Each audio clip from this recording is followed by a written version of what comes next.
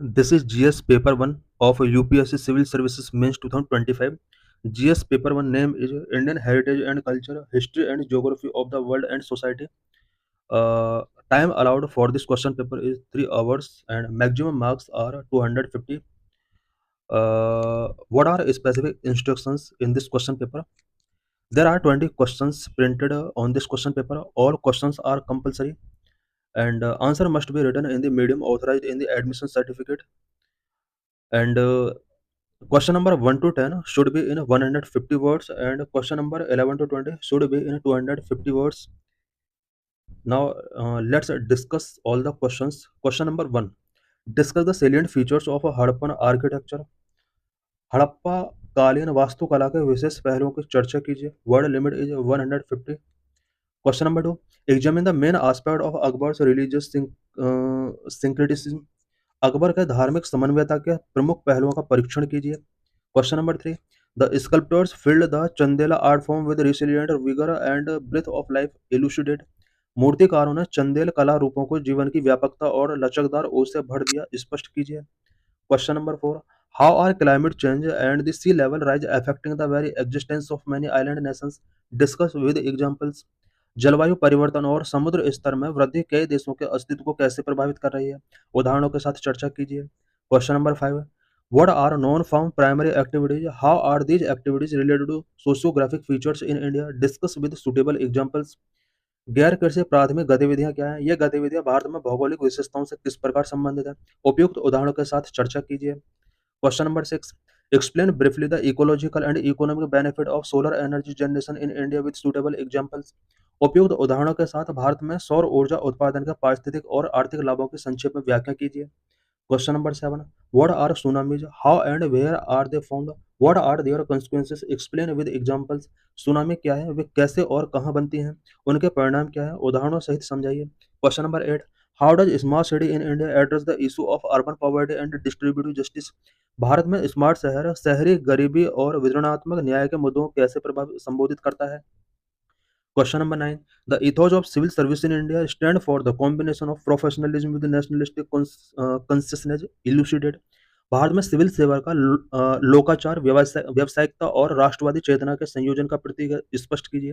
Question number 10. Do you think that globalization result in only an aggressive consumer culture? Justify your answer. क्या आपको लगता है कि वैश्वीकरण का परिणाम केवल आक्रामक उपभोक्ता संस्कृति है? अपने उत्तर की पुष्टि कीजिए. Question number 11. Mahatma Jyotirao Phule's writing and efforts of social reform touched issues of almost or subaltern classes. Discuss. Mahatma Jyotirao Phule के समाज सुधारक प्रयासों और लेखन ने समाज के लगभग सभी उपेक्षित तबकों की समस्या को छुआ. चर्चा कीजिए. Question number 12. Trace India's consolidation process during early phase of independence in terms of polity, economy, education and international relations. राजतंत्र, अर्थव्यवस्था, शिक्षा और अंतर्राष्ट्रीय संबंधों के विषय में आजादी के प्रारंभिक काल में भारत के सुदृढ़ीकरण की प्रक्रिया को रेखांकित कीजिए. Question number 13.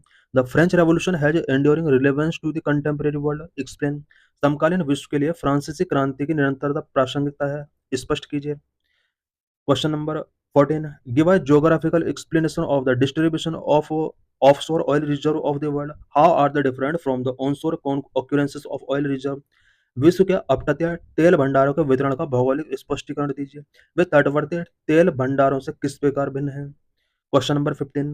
How can artificial intelligence and drones be effectively used along with GIS and RS technique in locational and areal planning. स्थानीय और क्षेत्रीय योजना बनाने में जीआईएस और आरएस तकनीकों के साथ कृत्रिम बुद्धिमत्ता एआई और ड्रोन का प्रभावी ढंग से उपयोग कैसे किया जा सकता है. Question number 16. Discuss how the changes in shape and size of continent and ocean basin of the planet take place due to tectonic movement of the crystal masses. चर्चा कीजिए कि ग्रह के महाद्वीपों और महासागरीय विषयों के आकार और माप में क्रिस्टल द्रव्यमानों की टेक्टोनिक गतिविधि के कारण परिवर्तन कैसे होते हैं. Question number 17.